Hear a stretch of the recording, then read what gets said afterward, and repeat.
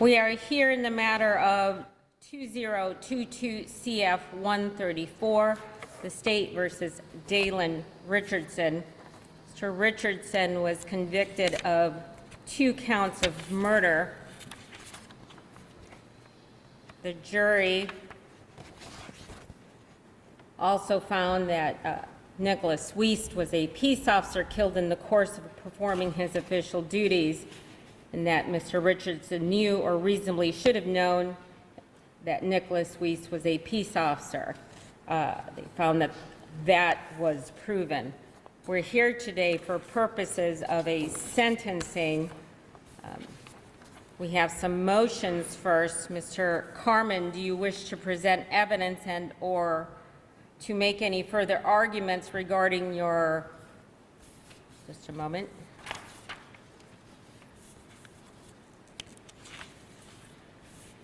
Your objection to the mandatory sentence and your supplemental objection to the mandatory sentence, sir. Yes, Your Honor.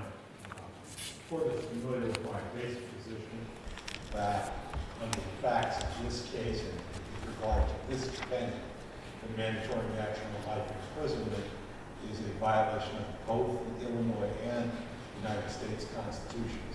The Illinois Constitution's proportionate penalties clause and the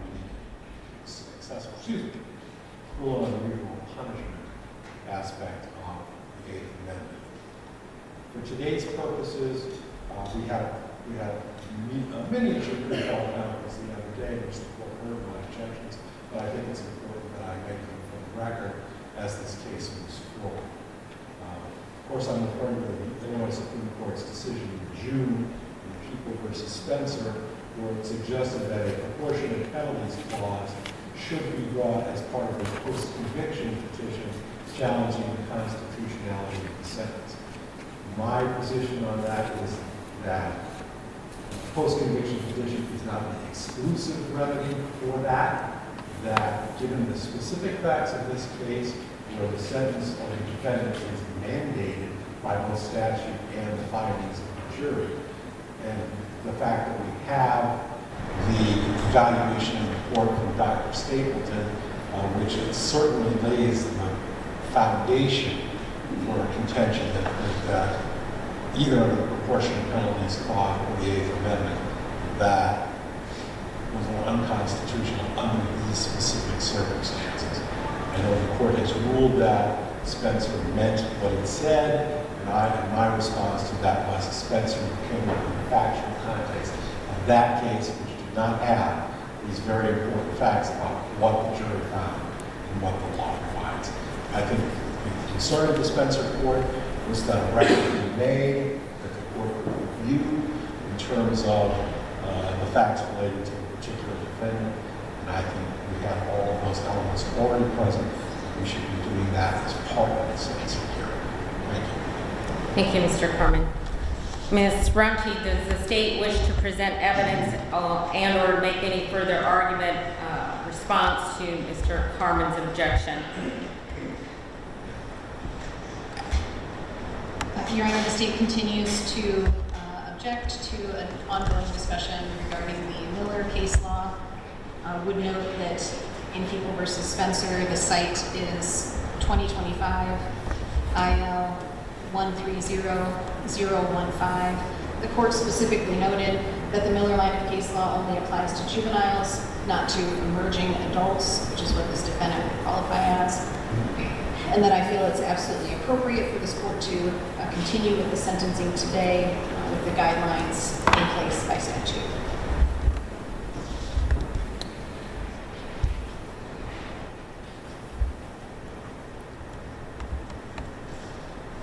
So if I read and I understand the defendant's motion correctly, Mr. Richardson is essentially contending that the mandatory natural life imprisonment term allegedly violates the Eighth Amendment of the U.S. Constitution and the proportionate penalties clause of the Illinois Constitution as applied to him, because he was at the time of the offense, says a quote-unquote youth, and the court is not allowed to consider his youth or emerging adulthood or any possible intellectual disability at sentencing. The U.S. Supreme Court has addressed several matters involving youthful offenders. I reviewed Roper versus Simmons, 543 U.S. 551, as well as Graham versus Florida, 560 U.S. 48, as well as Miller versus Alabama, 132 Supreme Court 2455, and then the recent decision handed down in People versus Spencer. In the Roper and Graham holdings, the court has found that the Eighth Amendment prohibits the death penalty for juveniles and categorically precludes the imposition of a natural life sentence for juveniles who commit crimes other than homicides.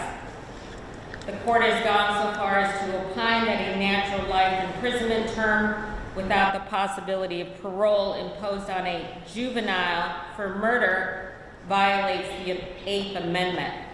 These cases are premised on the characteristics of youth that make juvenile defendants less morally culpable and have a higher likelihood than adults to be rehabilitated.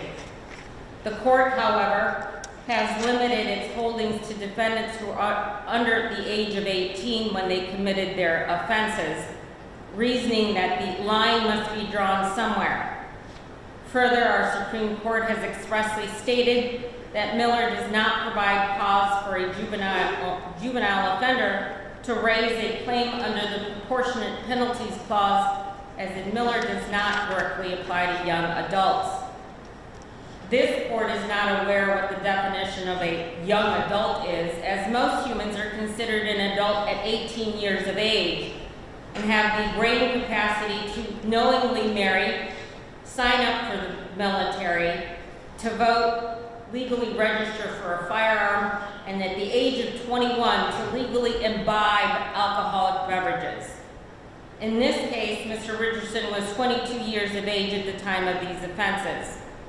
The jury rendered its verdicts of guilty and made a factual finding that Nicholas Weist was a police officer and that he was killed in the course of performing his official duties. I am bound by the sentencing statute to that, and the objection, Mr. Carmen, that you have made, and the objections will stand on the record and be preserved for purposes of any future appeals. We will proceed with sentencing. Ms. Grunty, have you received and reviewed a copy of the pre-sentence investigation report? I have. Do you wish to make any corrections, additions to that report? No corrections or additions from the state. Thank you. Mr. Carmen, have you received and reviewed the pre-sentence investigation report? I have. If you reviewed that with your client, I have not. do you wish to take some time to review with him? Based upon the court's most recent comments and the law as it stands, what's in the pre-sentence investigation is not going to affect this court's sentence. So I'm not going to, consistent with my position throughout, I'm not going to go into that. Ms. Grunty, do you wish to present any evidence in aggravation? Your Honor, I have no evidence in aggravation. The state does have victim witness statements at the time that the court feels it's appropriate. Mr. Carmen, any evidence in mitigation? Mr. Richardson will make an unsworn statement as well as me. So Mr. Richardson is choosing to make a statement in allocution. That's correct. Do you wish his mother to make the statement first or himself? I would like his mother to speak first. Okay, I don't know who his mother is. I'm sorry. Tiffany?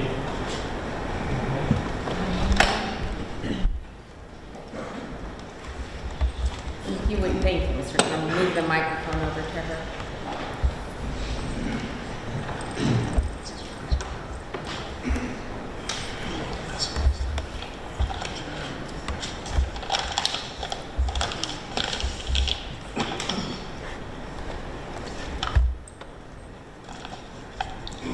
Your Honor, I stand here today as a mother whose son is facing the rest of his life in prison for an accident that had devastating consequences. First and foremost, I want to recognize the life that was lost. An officer who served his community is gone, and I cannot begin to imagine the depth of sorrow his family feels. I extend my deepest sympathy and respect to them. But I also ask you to see the fuller picture of my son's life and how his past shaped the tragic events that day. I'm sorry. Please sit down. Where are you at? My son's life. The fuller picture of my son's life? Yeah. Okay. Thank you. And how his past shaped the tragic events that day. From the time he was very young, my son was bullied and singled out because he was born with one ear. He carried that pain throughout his childhood, constantly mocked, excluded, and made to feel less than. As he grew older, he also experienced harassment from members of his local police department. This left him living in fear of those who should protect him. On the day of the incident, my son was not acting out of malice or intent to harm anyone. He was acting out of fear. He ran because he was scared, terrified, and in that panic, tragedy struck. The officer's death was not something he ever intended, and it is something he will regret for the rest of his life. Your Honor, my son is not beyond saving. He is a young man who has endured trauma and isolation, but who still has a good heart and the capacity to grow. A life sentence without hope denies him the chance to heal, to change, and to one day give back in a way that honors the life lost. I ask for mercy, not to erase the harm that was done, but to allow room for rehabilitation. My son can still find purpose in counseling others, working to prevent young people from making the same mistakes, and showing that redemption is possible even after great tragedy. Justice should not only punish, but also restore. I beg you to grant him a chance at a future where he can become more than the worst moment of his life. Thank you for hearing my words. Thank you, ma'am.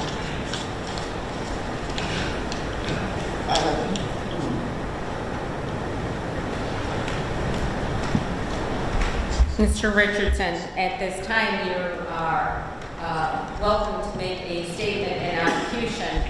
Don't have to, but if you wish to do so, sir, then now's the time. I would like to start by taking responsibility for my actions, by taking accountability for what happened on April 29th, 2022. I sincerely apologize to Nicholas Weist and his family. I also want to let everyone know that what happened was a terrible car accident, and it was never my intention to hurt or harm anyone that day. I was only trying to get away due to my fear of law enforcement in my past. I've been harassed and assaulted by police officers. I'd like for Nicholas Weist's wife and family to forgive me. I now am going to offer a prayer on Mr. Weist and my behalf. Father God, I come to you in prayer in regards of Nicholas Weist. I ask that you receive Nicholas Weist's spirit and ask that his family and friends receive his as a guardian angel.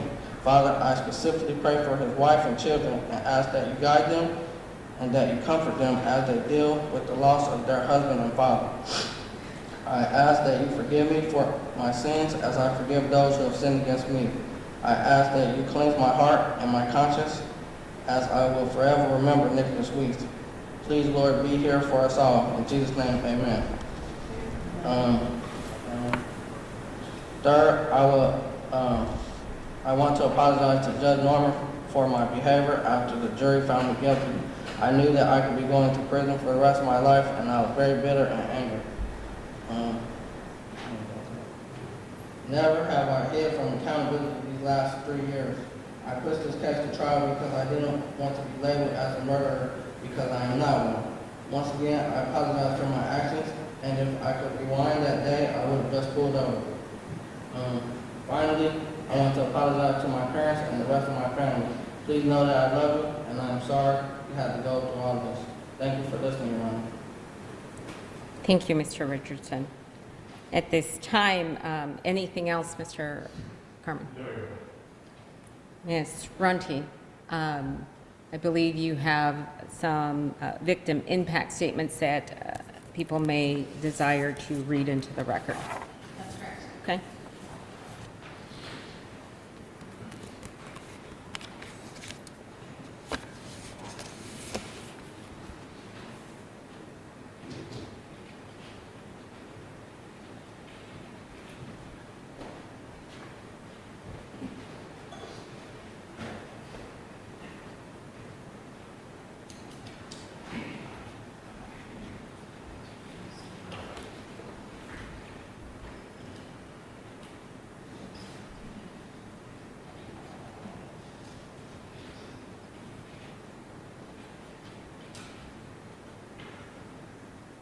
Honorable Judge Koslerich, thank you for giving me the opportunity to speak to the court today. My name is Jessica Weist, and I am Deputy Nick Weist's widow. I have spent years thinking about what I would say if given the opportunity to speak today, but when it came time to write the statement, it proved to be challenging. My life looks nothing like it did 3.5 years ago. My family has endured endless pain and trauma at the hands of Mr. Richardson. We have had to learn how to live with one of the most important people, live without one of the most important people in our lives. I wish I could say that time has healed our wounds, but our journey to healing is one that has just begun. Nick was one of the best men I've ever known. He was my husband, he was my best friend. He was easy to talk to, he was kind and thoughtful. He was my biggest supporter, even encouraging me to finish my schooling when we met. He was always patient and slow to anger. He could use his words and humor to diffuse almost any situation. He was friendly with everyone and would even make small talk with strangers. Nick was a wonderful father. He was active and involved in our children's lives and activities, attending school functions and sporting events. He and I were a team. We intentionally worked different shifts. We took different days off, so there was always one of us available for our kids. This sometimes meant we only saw each other in passing, but we told ourselves it was okay. We had the rest of our lives to spend together.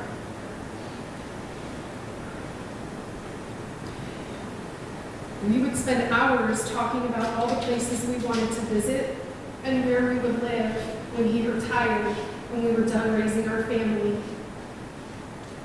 All of our dreams and plans are gone. Not only did Mr. Richardson kill my husband, he stole the future and the life I had planned with him. Nick was my person. I don't think there will ever be another person for me. And the idea of the future alone is scary.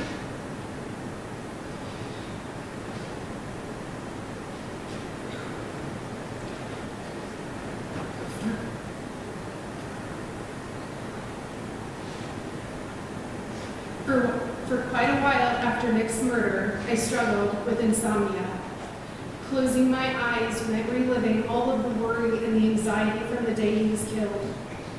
Nick never wanted me to worry. In the mornings, if he was ever running late, he would send me a quick text. Sometimes just one word, late. When I had not heard from him by 8:45, I sent a text to check in. I spent the next hour calling and texting him, all of my messages showing delivered, but still unread on his phone. I began to panic. One of the things I love most about Nick is he was always dependable. It was at that point that I knew something was wrong, and I called the sheriff's office. Still holding on to the hope that maybe they would tell me Nick was being treated for a minor injury and would be home soon. The conversation is a blur, but the words, "I'm sorry, he is deceased," confirmed my worst fears and made me physically ill.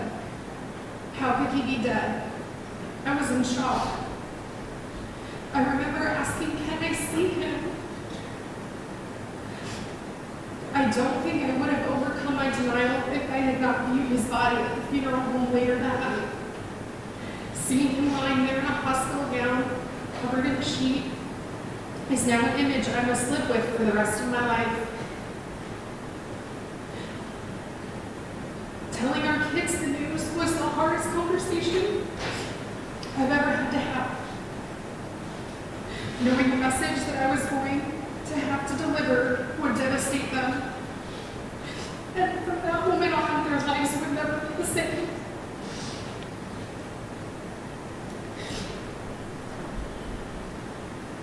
I feel like I destroyed their innocence. And at 9 and 12, they now knew the harsh reality that not everyone is a good person. And there is evil in this world. After the events of April 29th, I suffered from extreme anxiety. At times it felt suffocating, to the point that I could barely let the kids out of my sight. I still remember the first day Ava forgot to text me when she got on the bus home from school. All of the memories and the emotions of April 29th came flooding back.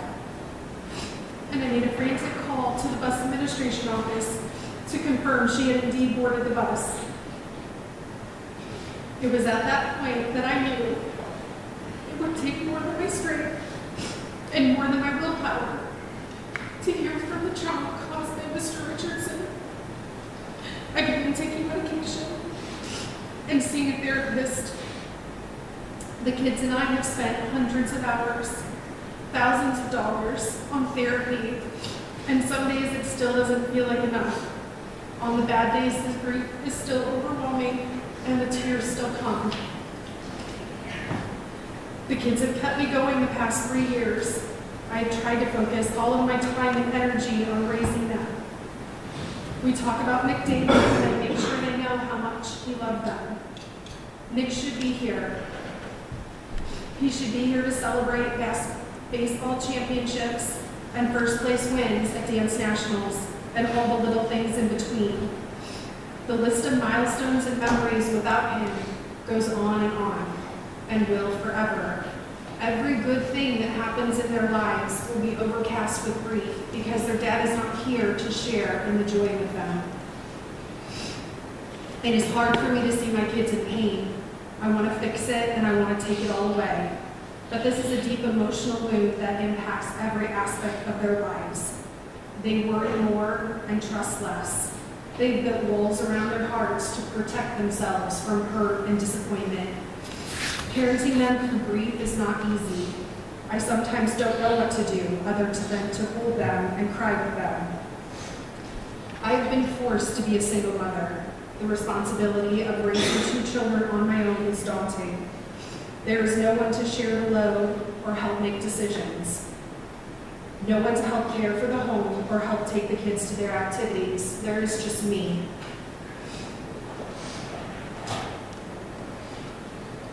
I think about the morning of April 29th a lot, and I am plagued with questions. Questions I will never know the answers to.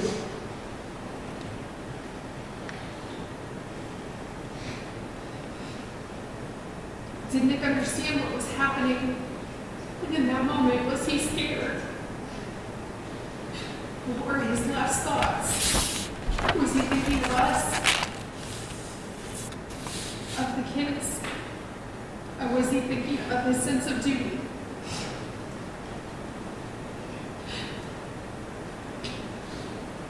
The thoughts of what he endured in the last seconds of his life is unbearable.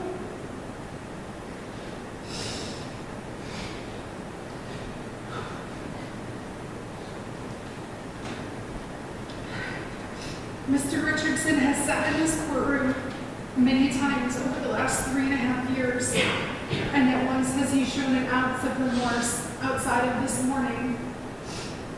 No apologies for the lasting trauma and pain that he has caused me and my children. I don't know how someone can be so callous and uncaring. The anger I feel for him is sometimes all-consuming. I feel robbed of my last moments with Nick. I never got to say goodbye.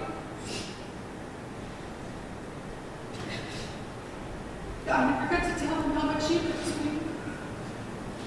And those were moments I can never get back. I am now forced to live with those things I never said. I miss Nick more than words can express. What I wouldn't give for one more family bike ride around town, or family dinner at the kitchen table. We used to do everything together, just the four of us. And now there's a huge hole in our family. Our lives will never be the same. In my heart, I know that saved lives that morning. He knew the risks of the job, and he was willing to make the ultimate sacrifice to protect our community and to take a dangerous criminal off the streets. I'm so proud of him. Mr. Richardson is a danger to society, and my plea to the court today is to ensure he is never able to harm another person or destroy another family as long as he lives. Thank you. Thank you, Mrs. Weist.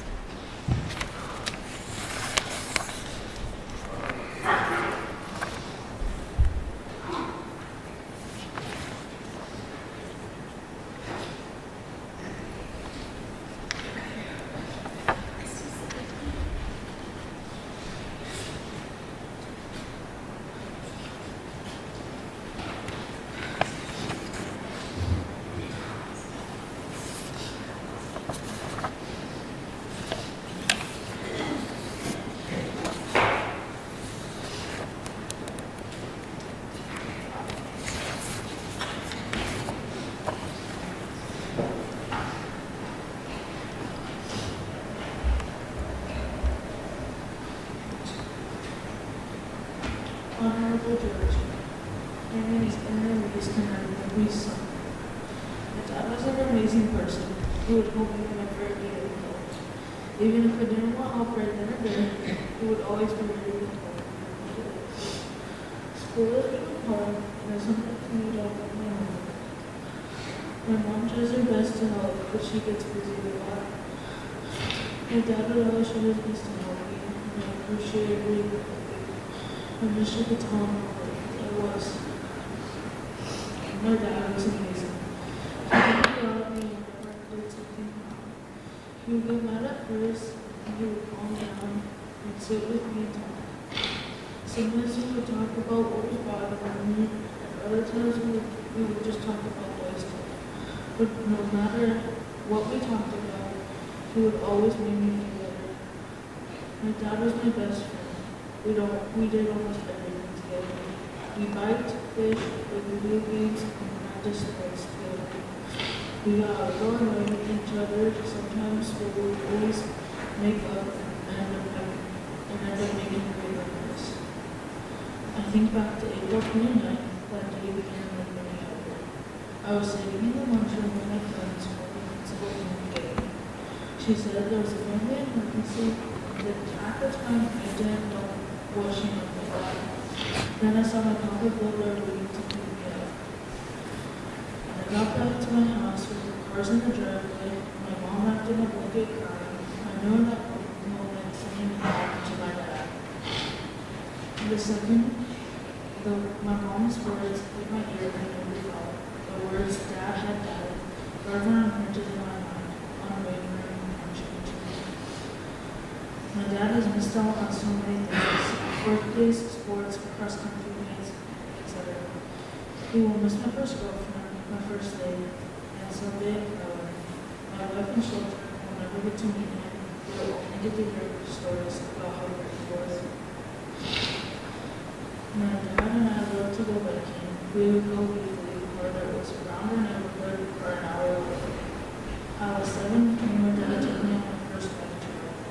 I thought it was so fun. My dad was thrilled that I rode biking as much as he did. He was not able to ride bikes for so long, not just by himself. If I could do one more thing with my dad, it would be to go out biking with him.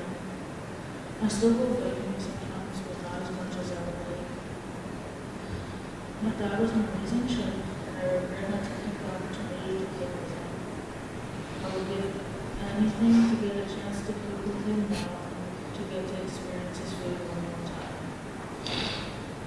remember my dad and I were having a boys' night when he showed me a movie called Guardians of the Galaxy. After we watched it, we were hooked. Together we explored the world of Marvel movies. It was amazing. It became our everything. Every time we would have a boys' night, we would watch a Marvel movie. Our favorite was Guardians of the Galaxy too. We would always joke that my dad was a character called Drax because he was bold and funny, and I was a character called Groot because I was small and silly. My dad and I had a special bond with Marvel. When I watch Marvel movies now, I think of my dad. Good things like fond memories and bad things like how we will never be able to see another movie together. My dad was funny and spontaneous. He would randomly surprise me and my sister with little things like treats or gifts, or randomly stop me by to say I love you. He always made sure we knew we were loved. My dad has been the biggest influence in my life. I always miss my dad, but on the days I miss him the most, I put on my headphones and listen to my dad's music. I can't explain what happens, but when I do, there's just this sense of calm and relaxation, and it's like I can feel my dad sitting next to me telling me everything is okay. Sometimes I have questions that go through my mind. Is my dad proud of me, or does it make me feel like it's the same thing? When I lost my dad, it was not just like losing him, it was like losing my best friend. The person I could always count on, and the only person I felt understood me and my struggles. Ever since I lost my dad, I've had trouble making friends. I feel like I could never have another best friend as good as him. I've had a hard time getting close to people because I'm scared I'll lose them. There's so much more I could say, but I'm going to wrap it up by saying my dad was amazing, brave, funny, smart, and caring. He was everything you could ever want in a father, and someday I hope he is going to be amazing. I truly did learn from the best. Thank you. Thank you, Mr. Weist.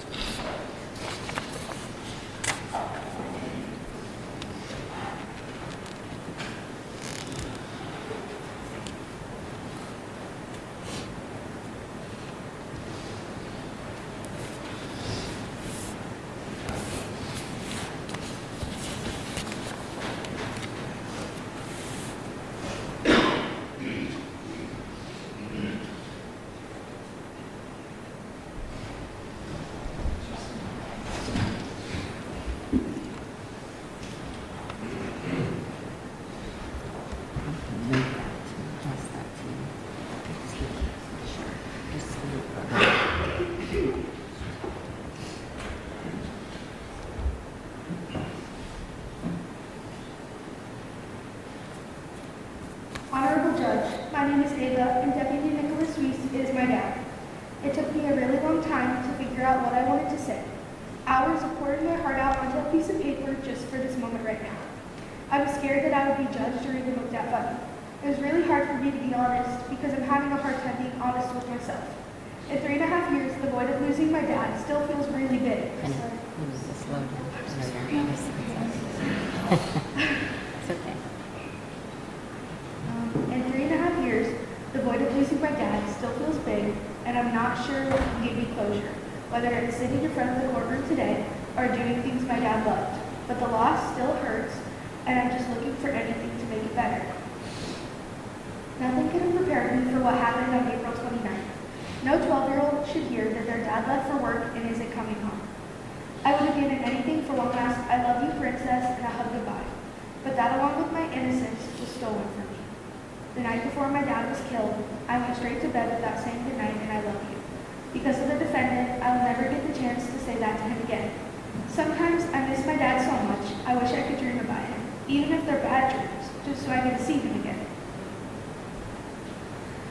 No one truly knows how much losing someone in your life changes you. Losing my dad on April 29th, I was forced to leave my childhood behind and step into the real world. A real world where nothing can protect you anymore, where life isn't fair, and where when you fall and scrape your knee, no one is there to give you a band-aid. After something so tragic, no one can go back to the person they were before. Grief changes you in ways you can't imagine. I would have given anything for one last pretty princess in my hands one more time. I often wonder if my dad would be proud of the person I am today, and because of Mr. Richardson's careless actions, I will never know. Every day, I feel the weight of being a reflection of my dad. Even on the bad days, I feel like I need to keep my head held high and put my best foot forward. It feels like I have to be the best version of myself. It feels like a never-ending pressure to help my dad's memory live on. When I think about the morning my dad was killed, I was pulled out of class early and got told I was going home, my stomach twisting into knots. I got home and I immediately saw people in my front yard. I could tell I was being distracted, but I didn't know why. And in that moment and in my innocence, I remember asking, "Where's Dad's squad car?" And with no response, I followed it up with, "It's okay, I'm sure he'll be home soon." I didn't even know something like this could happen, let alone happen to our family. Because of the tragic events on April 29th, I'm forever scarred. We all are. Heavy trauma that not only affects me, but also my family, the officers, and the dispatchers from that morning. We will all carry this for the rest of our lives. After these events, whenever I try to remember my dad, it gets really hard, because the more I worry I can't remember our life and the memories we had together, the more I feel like they're fading away.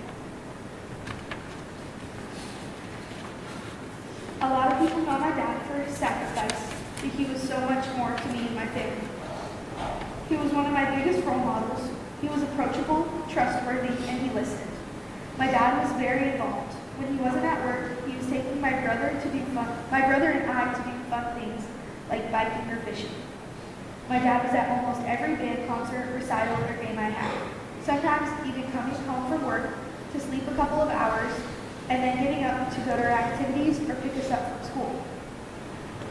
My dad and I had so many big dreams. We wanted to travel abroad someday to try new foods and maybe open our own food truck someday. We wanted to go to Germany when I was old enough and have a beer together. My dad and I loved to cook. He passed his love of cooking on to me. He introduced me to lots of different cuisines. One of my favorite things my dad introduced me to was sushi. My dad and I loved to try spicy foods together. It was our thing. He was always looking for new food challenges for us to try. Cooking was such a big part of our lives. Looking back, I wish I would have taken advantage of cooking with my dad, but how was 12-year-old me supposed to know that such a big part of my life was going to be stolen from me? After losing my dad, I had a lot of anxiety and I fell into depression. As much as I didn't want to admit it to my mom or my counselor, when they asked if I was still enjoying my activities such as dance, I would choke back the tears and say yes, in fear that if I said no, it would be taken away from me. It has taken me a really long time to rebuild my love for dance and theater, but there are still some days I don't want to go to dance and some days I don't want to get out of bed. Denial was one of the worst things that went through my head after my dad was gone. I was convinced that he was playing an elaborate prank on me and he was going to jump out of a corner with a confetti cannon and say surprise. Losing my dad has caused tremendous worry and anxiety about something happening to my mom too. Sometimes it's so bad I stay up all night thinking about the thoughts spiraling in my head. And almost every night, I would get out of bed to check the locks on the doors. So I can make sure no bad guy gets into our house and steals my mom's life too. I'm constantly checking Life 360 to make sure that I know where she is. The fear and worry that takes over when I text my mom and she doesn't respond makes me sick to my stomach. When I look to the future, the things that my dad is going to miss are endless. My dad is never going to walk me down the aisle at my wedding or have another father-daughter dance with me again. My dad is going to miss my high school and college graduations and my Broadway debut someday.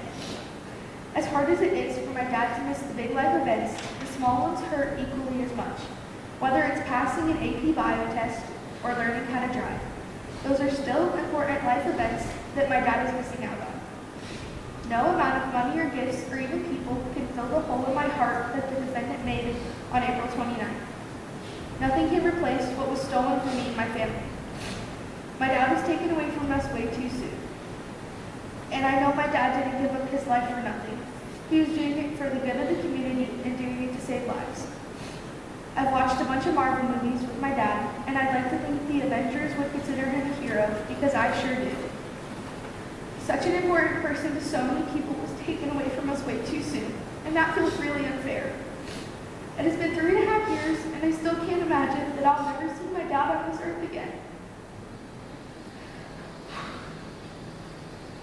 My dad deserves justice. So, Judge, I plead that the man who killed my father spends the rest of his life in prison. Thank you, Ms. Smith.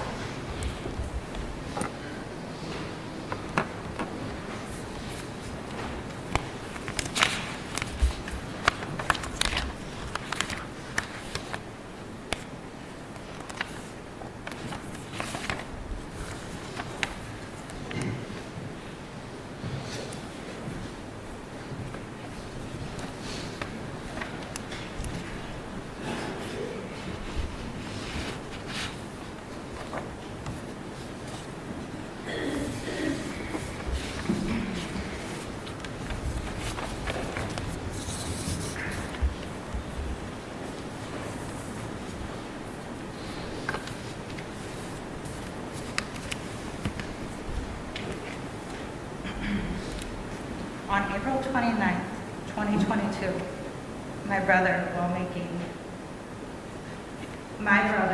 making the most self-sacrificing act one can, was taken by someone committing the most self-centered act one can.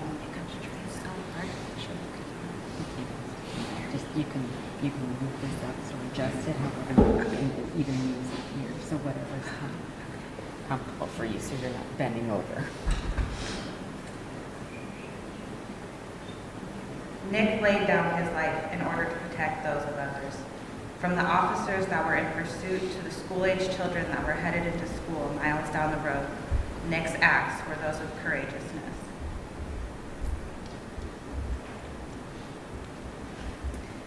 Even though he should have been pulling into his driveway after a long shift instead of onto 150 to lay those spikes, he chose selflessness. Even though he knew the danger of an active shooter taking law enforcement on a high-speed chase, he chose selflessness. Even though he knew the danger of deploying spike strips in such a high-intensity situation, he chose selflessness because that's who Nick was. He was noble and he was brave. The world got darker that day. Nick's loss was unfathomable.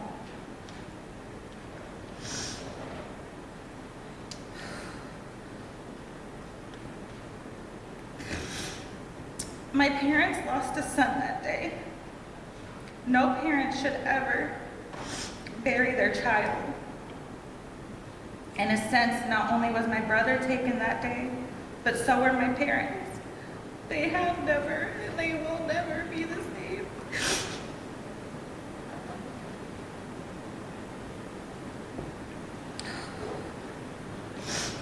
My children lost their uncle that day, the most loving and fun uncle. He had an incredibly special bond with my daughter. He adored her and her existence, and she ate it up. My son thankfully has many memories and pictures of him fishing with his uncle and grandpa to always remember who Nick was to him. My sister-in-law lost her husband, her best friend, her soulmate, and her forever. They made the best team together.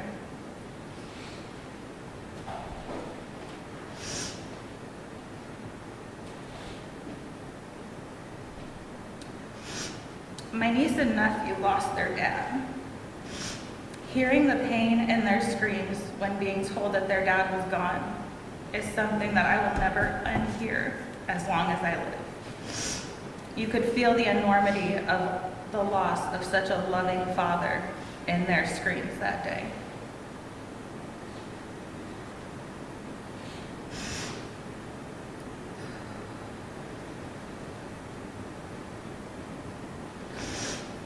I lost my only sibling, my brother, my first best friend. He was supposed to be my forever best friend. He was my big brother. He was who I was supposed to raise kids with. Parents leave us too early, friends come too late in life. Your siblings are those who are supposed to walk by your side through your whole life. That was taken from both of us. He was supposed to have so much more time to embarrass, pick on, and bully me like only a big brother can do to a little sister, even if we are adults now. Above all else, the world lost a true, selfless, compassionate, funny, full of life hero that day. I have no doubt that if things had ended differently, his compassion would have been seen that day. I received numerous messages from strangers whom he had arrested that still spoke so highly and respectfully of him. He was good, he was moral, and he was virtuous. For over 3 years, I have had to figure out how to even begin writing something as important and powerful as a victim impact statement. I've tried to find the exact words to describe the destruction that April 29th, 2022 caused.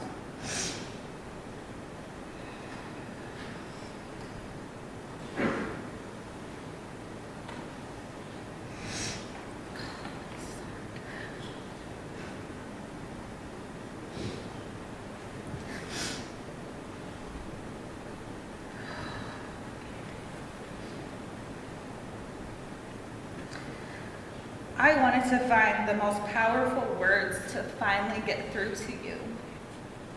That just possibly, Mr. Richardson, your eyes would be opened to the absolute selfishness and devastation you have caused so many. Yet over these 3 years, like Jess said, up until today, I have watched you and realized you have no remorse. Any attempt to get through to you is futile.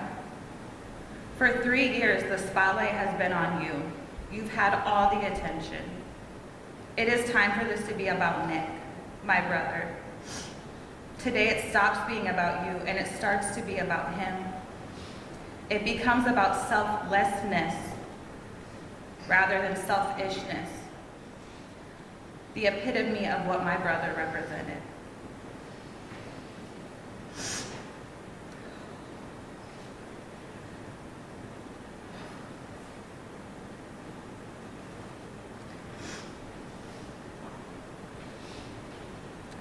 The last breath I will waste on you is to tell you that I believe in God, whose justice is not bound by this courtroom. Eternal judgment will come when you stand before him. I pray for your sake that you can take full accountability, truly feel the weight and the guilt of your actions, and get on your knees and pray like hell for the forgiveness that only God can give you. Nick is no longer here to advocate for himself. It is now our family's privilege to advocate for him. The world lost a hero that day and gained a murderer. Judge, I pray the decision for justice today, Your Honor, is a reflection of the devastation caused. I pray it mirrors the blatant disrespect for human life the defendant had that day. I pray it echoes with the lack of remorse that has been seen in every court hearing for over 3 years. And I pray that justice is not only seen, but the magnitude of it is felt as much as the magnitude of Nick's senseless loss was. Thank you, Your Honor.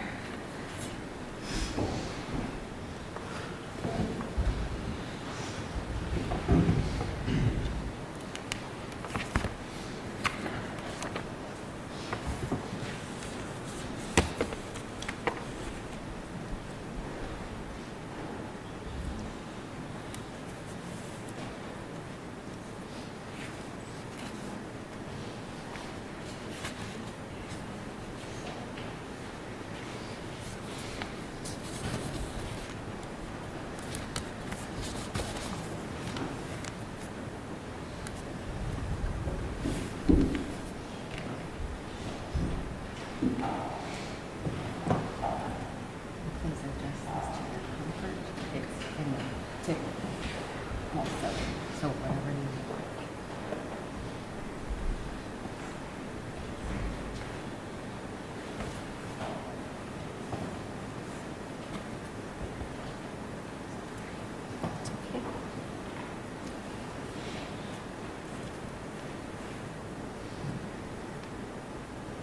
Thank you, Judge, and the court, for allowing me the opportunity to speak about my son, Nick,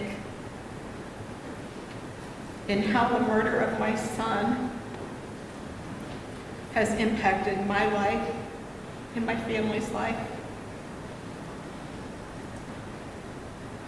Through trial, the person who Nick was as a Knox County deputy sheriff was spoken about in detail.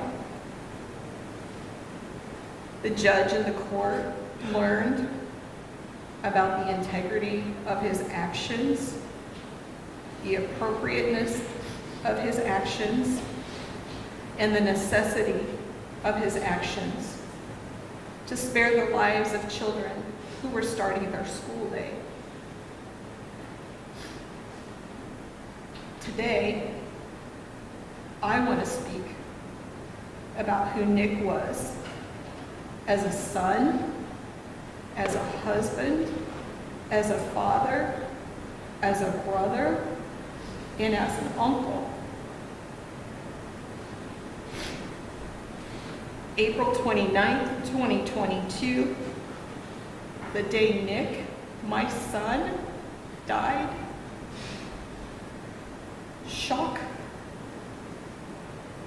horror, disbelief, screaming, wailing, inability to stand are just a few descriptive words as to my emotional despair. When my husband came to my work to deliver the news, my son was dead.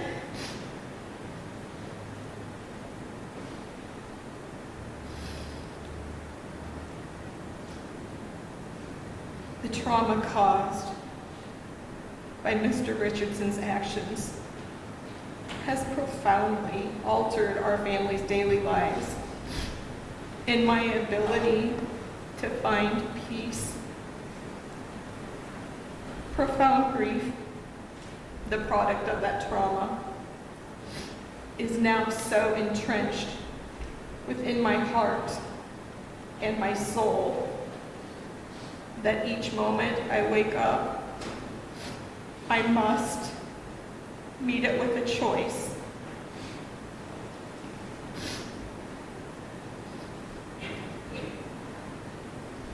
How do I get through the next second, the next minute, the next hour, the next day, and now the next years, in hopes grief will not pull me down into a deep and unrecoverable despair?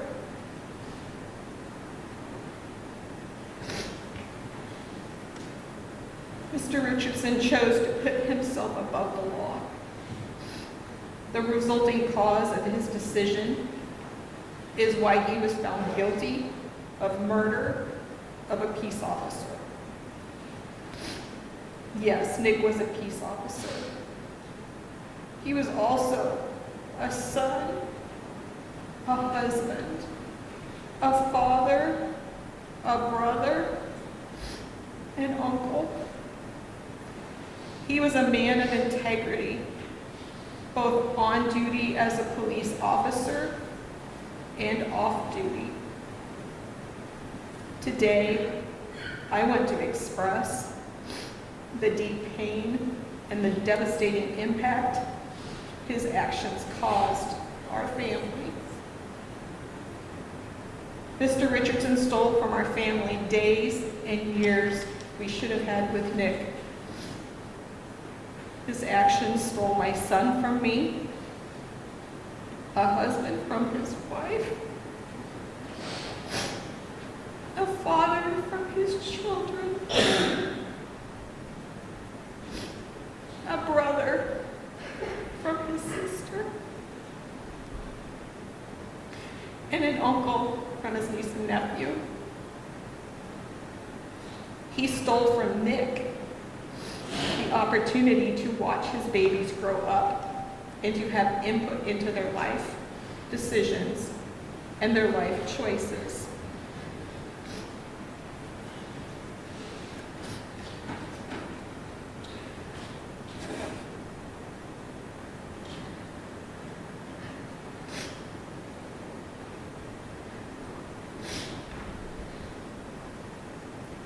My grandson, at 9 years old, said to me after his daddy died, "Nana, there were things that my dad would do that bugged me, and it would make me mad." He then said something so profound. No 9-year-old should ever have the concept to say, "I wish he were here to bug me again." Mr. Richardson stole from my grandchildren their innocence.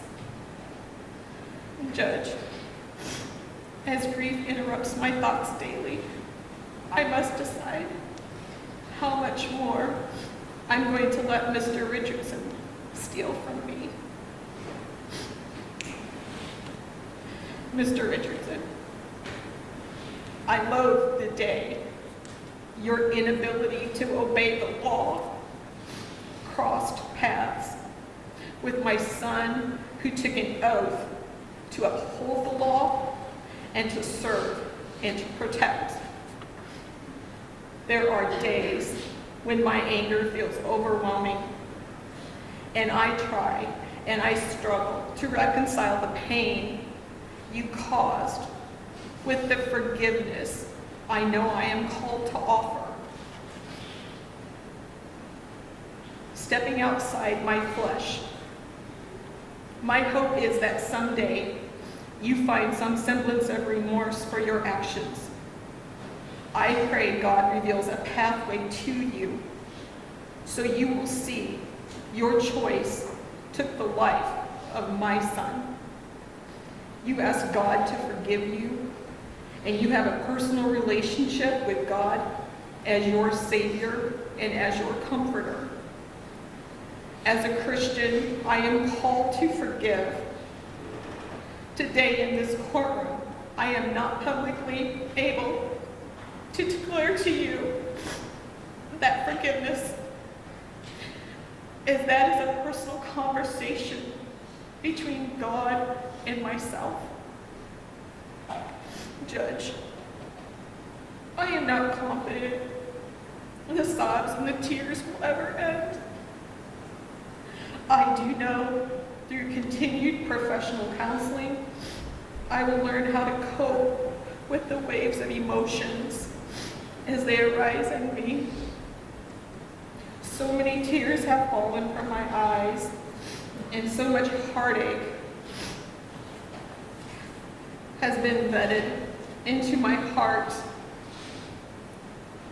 My biggest heartache is knowing I will never receive another text or another phone call from my son telling me he was just reaching out to tell me his mama bear, he loves me. There will never be another birthday, another Christmas with him. There will always be an empty seat at our table, and there will always be an ache in my heart due to missing Nick. As of April 29, 2022,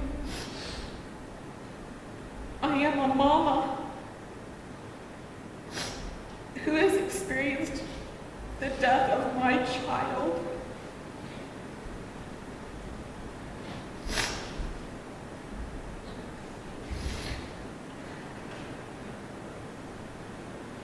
child I carried in my body for 9 months, nursed, nurtured, and watched grow into an incredible man of honor and integrity.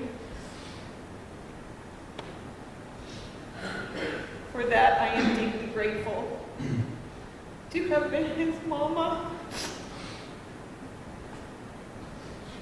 The death of a child is an experience no parent should ever have to endure.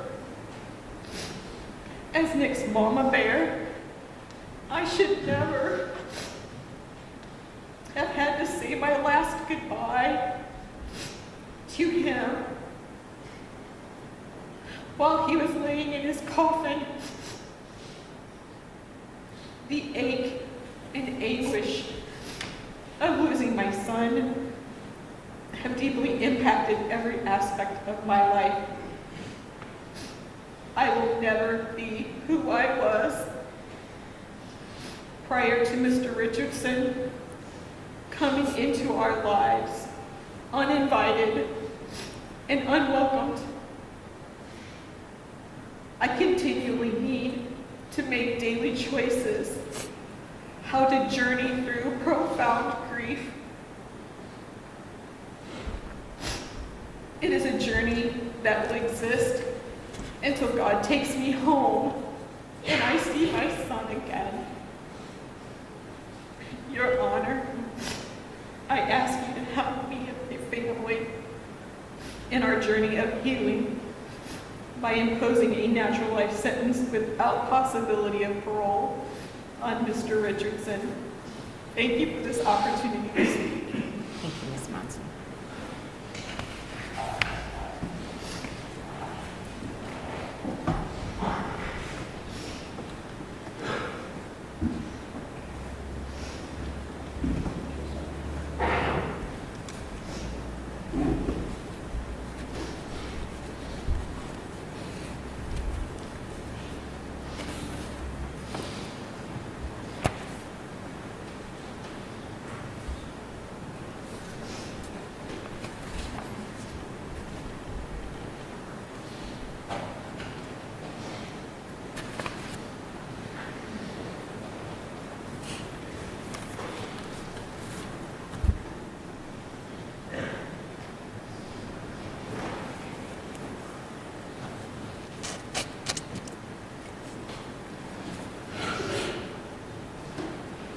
Nick's father, Kevin, has asked me to read his statement.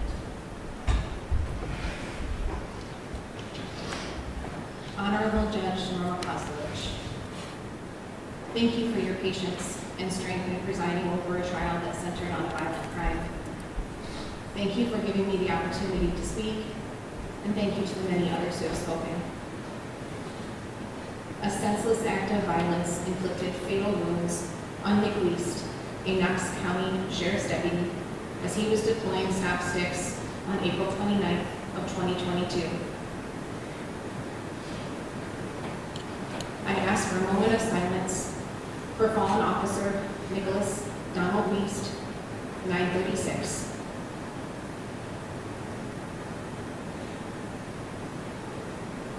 Forever his memory will be a reminder and a bright light of the true meaning of courage, strength, service, sacrifice, and as a hero protecting his community. Nicholas was more than just a police officer. He was my son. I love my son, and I miss him very much, and I know I always will. Somehow, some way, my son had his life together, and I am very proud of him. Nicholas was a kind person who was smart and made many lives much more enjoyable. He graduated from Western with a criminal justice degree, had jobs in security, corrections, as a police officer in Aledo. Next, the Sheriff's Department for Knox County in 2018, until his end of watch at the age of only 34. Nick will be in the hearts of many forever and ever. My son is a great husband and father of 2 children. He enjoyed spending time with his family.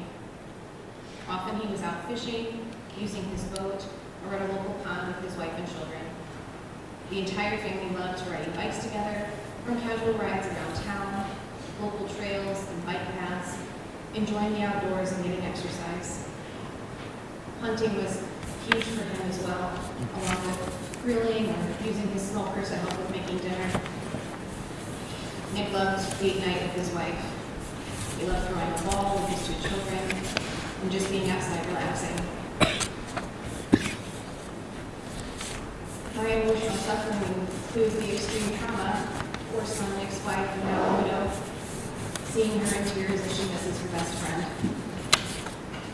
Seeing Nick's firstborn, who also loved fishing with Dad, loved riding bikes all over town, move on without Dad. Also includes his secondborn, who loved soccer and practicing with his dad, loved trail riding and trail jumping. Again, moving forward without his dad. My son had many things in life he enjoyed and loved to do, including helping others, being active in his community.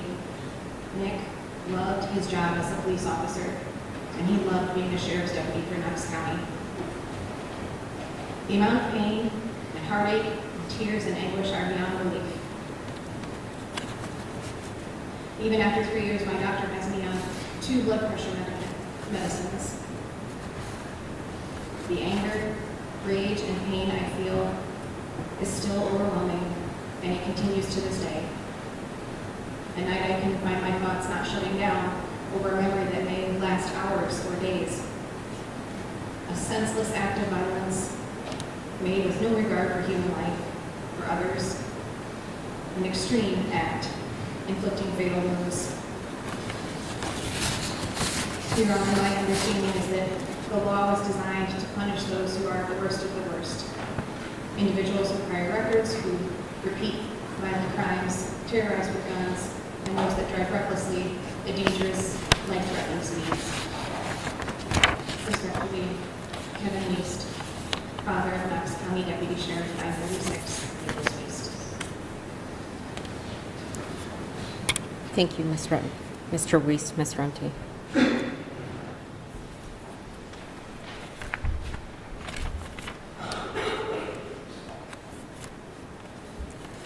Ms. Runte, this is usually the point at the sentencing hearing where I ask the state for sentencing recommendations.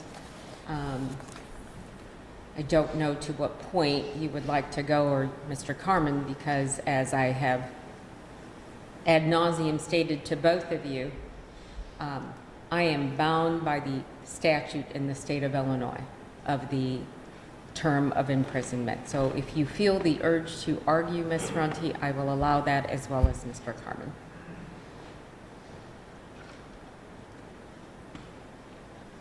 Not argument per se, Your Honor, as I understand the court's situation.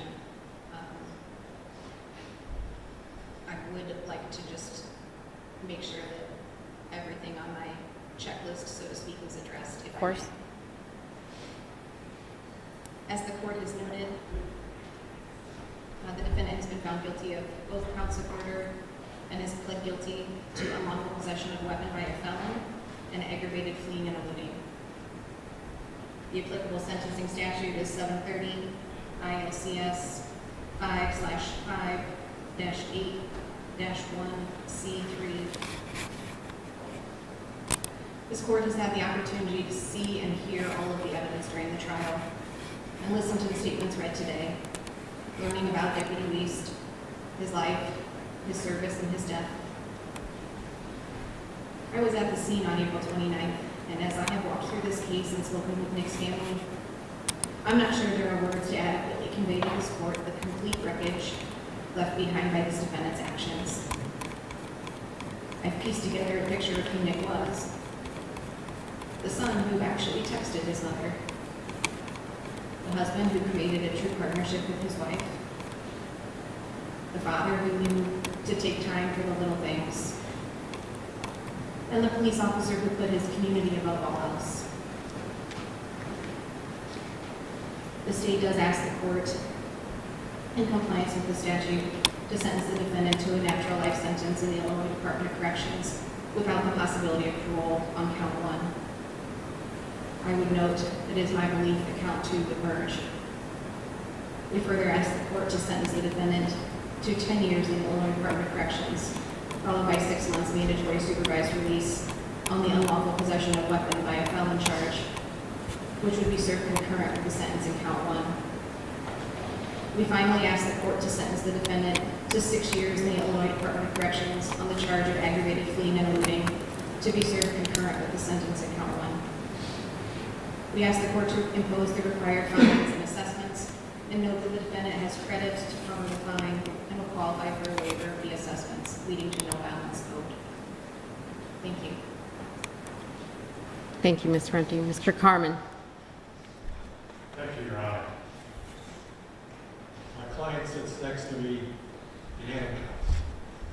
But he's not the only one in this courtroom who's wearing handcuffs. I would say, Your Honor, that you are wearing handcuffs too, put on you by the legislature, which is determined on my client's sentence.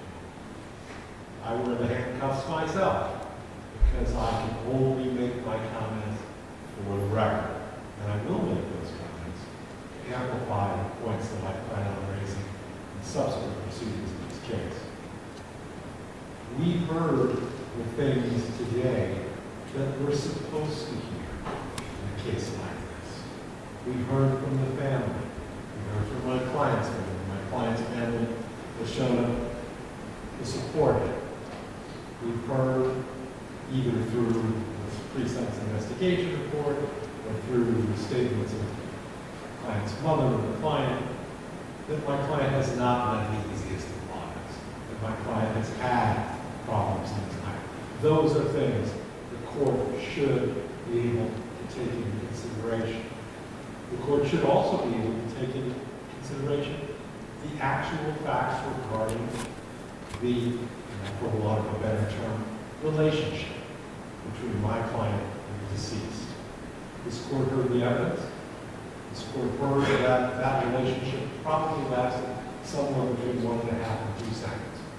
That's according to the testimony of the state's accident and inspection witness. This was not a situation of meditation. This was not a situation where my client set out to kill. There are provisions in this statute that don't, under which he could be convicted, even under those circumstances. And noted for the record that a couple of the impact statements referred to my client's reckless behavior. The court will recall in the closing arguments, I admitted on behalf of my client that he acted recklessly and that he should have been convicted for that. Those are the things the court should be able to take into consideration. But in the wisdom of our legislature, the court cannot. The jury found what it found with respect to both the state of mind of my client and the course of employment status of the deceased, and this court has no choice. And I'm arguing again, almost entirely for the record, that that kind of sentence structure does not allow this court to do what the Illinois Constitution has asked this court to do, and which in fact somewhat limits this court from doing, which is giving sentences that are out of proportion to the nature of the offense and the character of the common, the character of the defendant, and the loss to the family. All of those things should be taken into consideration. And with all due respect, we will not do that if you will sworn to follow the law. And I fully trust that you will do that. My contention is that the law does not allow you not to take that into consideration, not consistent with constitutional provisions. Thank you. Thank you, Mr. Carmen.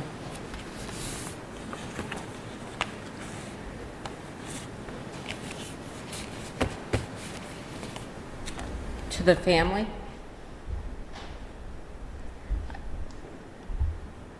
there are no words to convey my condolences. I hope that you each will carry on Deputy Weist's evident from all of you, love of humor, of kindness, of sense of duty and integrity. And as Miss Ava stated, she sometimes feels an overwhelming pressure to live up to that image. It's not something to live up to. It's something to carry, because you already have it.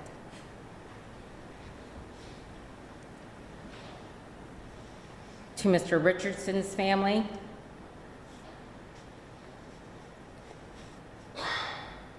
I feel great empathy for all of you for being in this situation.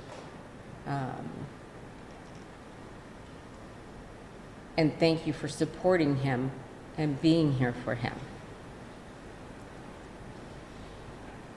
Mr. Richardson engaged in actions that day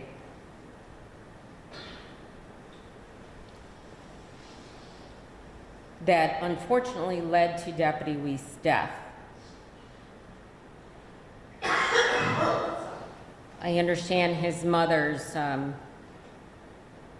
statement about Mr. Richardson being bullied and picked on and throughout his life, and then somehow that transferred to law enforcement picking on him. My experience has been that most law enforcement officers pick on, quote unquote, on persons that continually come to their attention for whatever reason.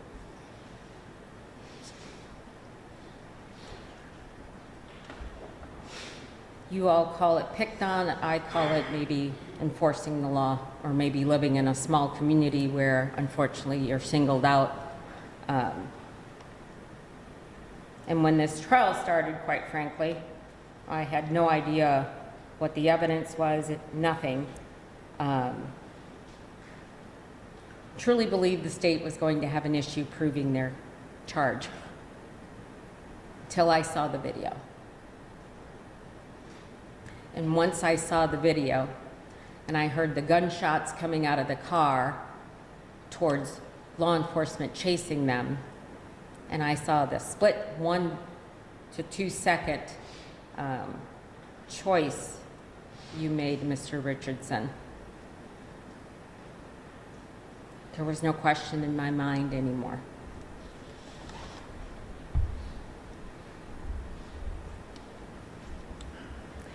Pursuant to 730 ILCS 5-5-8-1,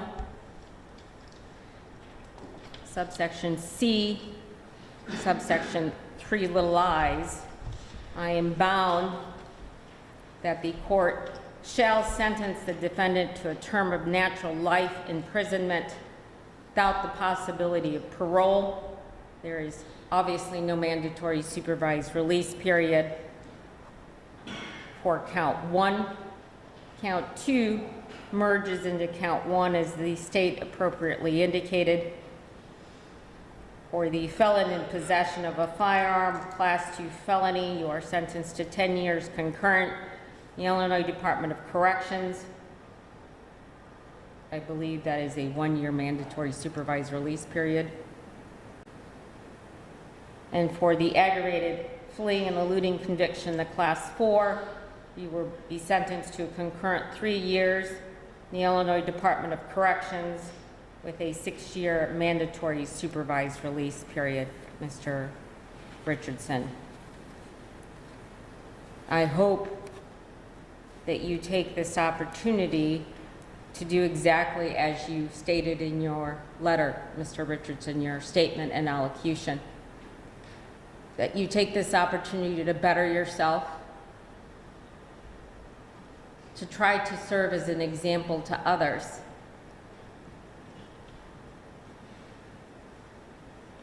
And you indicated you evidently have found God being incarcerated, and I truly hope you have. And I hope you follow those tenets, and that God has mercy on your soul, Mr. Richardson. Mr. Richardson, you have the right to appeal the judgment of conviction.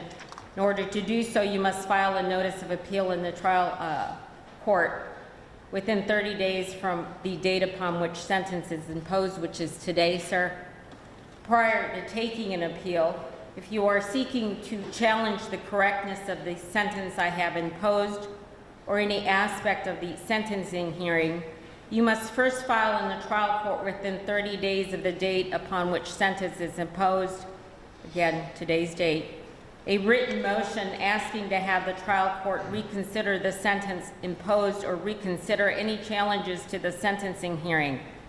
You must set out in your written motion all issues or claims of error that you believe occurred in imposing the sentence or the sentencing hearing, and any issue or claim of error regarding the sentence imposed or any aspect of the sentencing hearing that is not raised in your written motion to reconsider will be deemed waived for purposes of an appeal. Failure to file the motion to reconsider within the 30-day period after judgment or sentence is imposed means that the appellate court would not accept your case for an appeal. Do you understand so far, Mr. Richardson? Yes, ma'am. If the motion is timely filed, sir, it would be set before me as a sentencing judge. If I granted your motion to reconsider, the sentence would be set aside and your matter would be reset for resentencing. If I denied your motion, then you will have 30 days from the date of the denial to file your notice of appeal. Failure to file your notice of appeal after a motion to reconsider sentencing hearing would also mean that the appellate court would not accept your case for an appeal. Do you understand all of that, sir? Yes, ma'am. Thank you. Mr. Carmen, thank you for your zealous representation. Ms. Runty, thank you. Law enforcement, thank you for being here, and the family above all, thank you. We are adjourned.